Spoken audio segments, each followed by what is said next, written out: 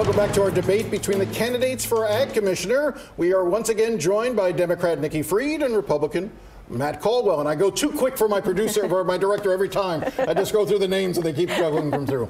I want to turn to immigration because the farming industry and immigration are often very closely tied together. I want you to just take a moment and just explain to me where you come from on immigration. Do you support E-Verify as a way of guaranteeing? What do you want to see happening on immigration?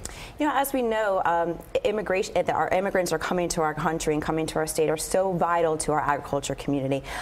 E-Verify puts too many restrictions on our agriculture and our farming community, and so we need something to make sure that those who are coming into our country have an appropriate documentation, but yet not to the point that it is causing undue burden to our farming community, and then making sure that these individuals who are coming and working our land where so many of our Floridians wouldn't do, also have all the types of health benefits and education and environment that they're living in. So I support going to a formulation of a documentation, but E-Verify is too burdensome.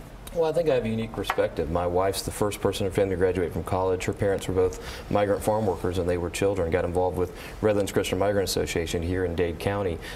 Look, you have to have labor in order to be successful in the farming community. There's no reason in my mind we can't have a secure border and a work permit program that allows the market to meet its needs for labor. E-Verify, you oppose it, or would you or favor it, or oppose it when it comes to farming? Look, there should not be anyone here in this country illegally. We should know why they're here, when they're here, and where they are.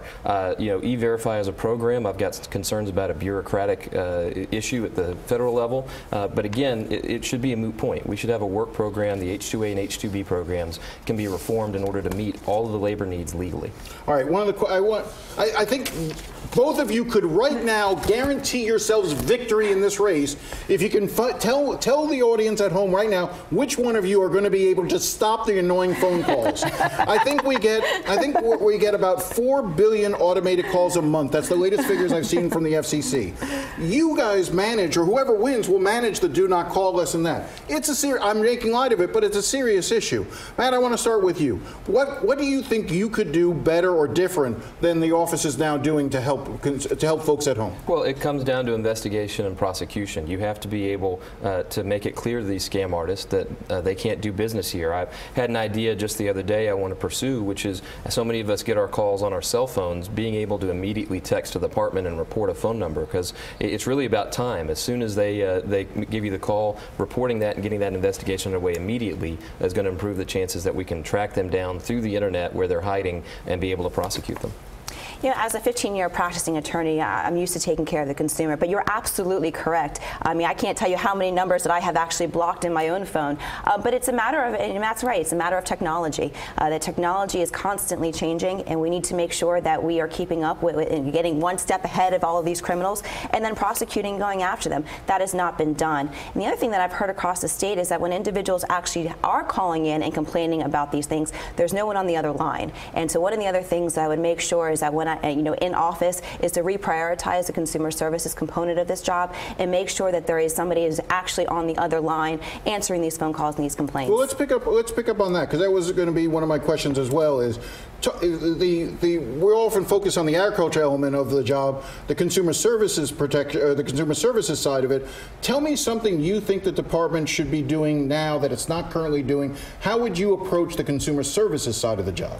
Yeah, like I said, you know, my 15 years as practicing attorney, I'm used to taking care of the consumer and wanting to fight for them. I did that when I was down here in South Florida taking on the big banks during the foreclosure crisis.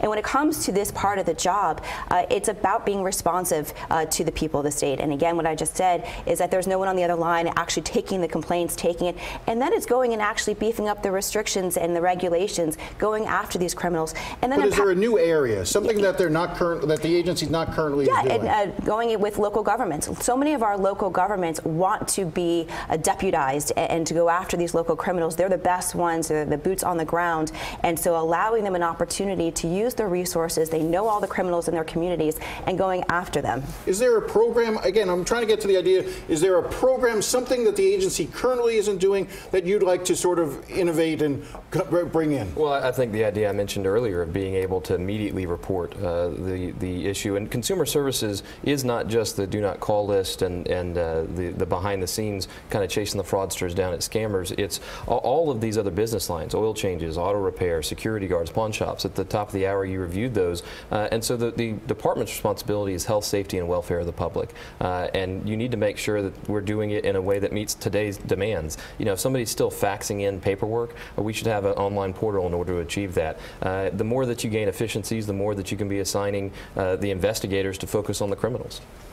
All right, we have 1 minute, and I know I didn't tell you you guys could have closing statements, but I'm going to do it. 30 seconds, 30 seconds. Go ahead. 30 seconds, make your pitch. Thank you again for tuning in today. I bring a new approach to this department. I'm somebody with a new perspective. I've spent my entire life fighting for individuals in the state of Florida.